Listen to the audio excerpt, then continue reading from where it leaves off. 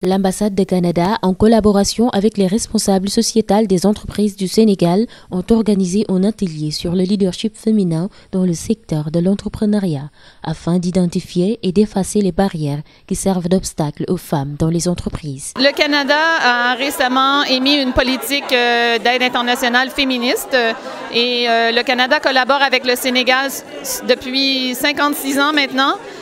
Et nous avons eu comme objectif depuis longtemps de vraiment mettre les femmes au cœur de nos actions et c'est encore plus vrai depuis notre nouvelle politique féministe. Donc nous avons plusieurs projets de coopération, que ce soit dans le domaine de l'éducation, que ce soit dans le domaine de la croissance économique durable, des petites entreprises ou encore en santé nutritionnelle, droits des femmes et tous ces domaines sont des dimensions de nos appuis au gouvernement sénégalais et au plan qui existe déjà au Sénégal, dont le plan Sénégal émergent, qui vise à vraiment s'assurer qu'il y ait une égalité des genres dans toutes nos activités de développement, mais en particulier, comme j'ai dit, dans certains secteurs clés comme l'éducation, par exemple. Je pense que les femmes prennent de plus en plus leur place et je pense qu'on les voit partout, dans tous les secteurs. Maintenant, je pense qu'il y a encore du travail à faire pour permettre que cette expression soit pleinement épanouie et que vraiment on atteigne des niveaux autant au niveau des statistiques de leur présence que de leur donner les moyens pour vraiment s'exprimer et investir toutes les sphères de la société. Le leadership féminin est un combat pour RSE au Sénégal, puisqu'il est question de responsabilité sociale dans les entreprises. C'est un engagement fort, d'autant plus qu'au Sénégal, nous avons depuis maintenant 2 ans une charte sur la diversité, donc avec 10 entreprises qui sont signataires.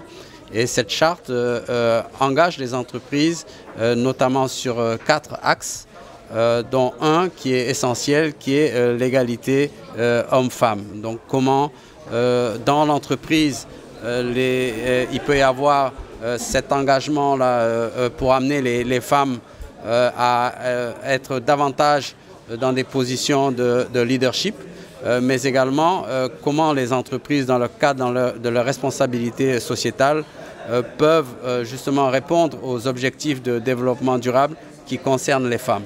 Le mois de mars est le mois de célébration des droits des femmes. Il était important, avec l'appui de l'ambassade du Canada, qui est un partenaire historique de RSE Sénégal, de pouvoir mettre sur un panel justement des responsables d'entreprise, des chefs d'entreprise, aussi bien femmes qu'hommes, pour échanger sur cette responsabilité sociétale et plus particulièrement le leadership féminin. Et même si cela n'est pas une tâche facile, des avancements sont notés. Cette dame en est un exemple. Il faut des évolutions culturelles.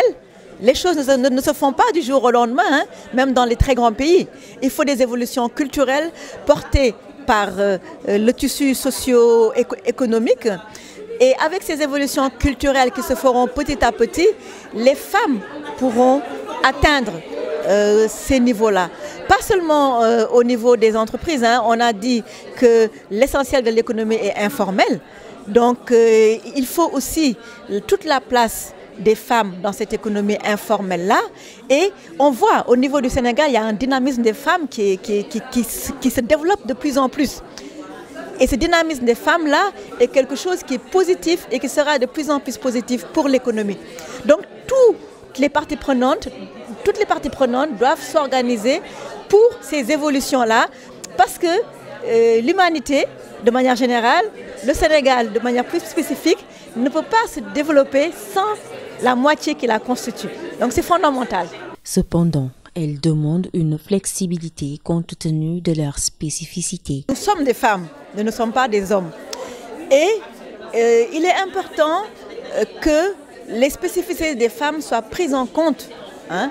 Ce n'est pas des faveurs qu'on fait aux femmes, c'est des aménagements qu'on fait aux femmes pour tenir compte de leur spécificité et que la moitié de l'humanité constituée par les femmes puisse contribuer au développement de la valeur des sociétés.